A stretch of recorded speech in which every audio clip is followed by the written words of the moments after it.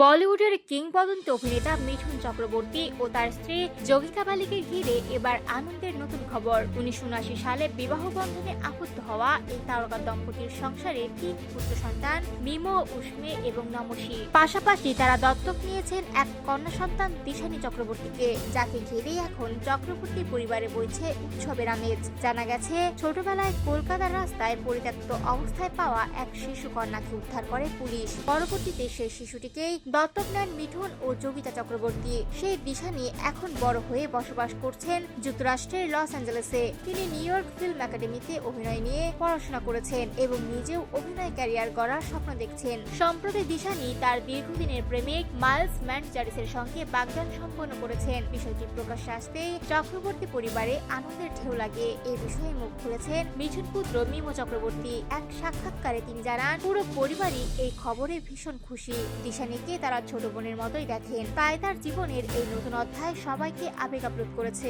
MIMO আরো বলেন, video কলে দিশানির সঙ্গে কথা হওয়ার সময় তার মুখে আনন্দ দেখে তিনি নিজেও আবেগ ধরে রাখতে পারেননি। পরিবার এখন বিদেশি হবু জামাইকে স্বাগত জানানোর অপেক্ষায় রয়েছে। বিয়ের আনুষ্ঠানিকতা কবে ও কোথায় হবে তা এখনো চূড়ান্ত হয়নি, তবে জানা গেছে আগামী 6 ডিসেম্বর বিয়ের পরিকল্পনা রয়েছে। মিমোর ভাষায়, এটি তাদের পরিবারের জন্য অত্যন্ত বিশেষ একটি মুহূর্ত। বিয়ের প্রস্তুতি নিয়ে এখন চলছে নানা পরিকল্পনা। উপহার কি দেওয়া হবে তা নিয়েও ভাবছেন তিনি। শিগগিরই দিশানির সঙ্গে দেখা করতে বিদেশ যাওয়ার কথাও জানিয়েছেন মিমো।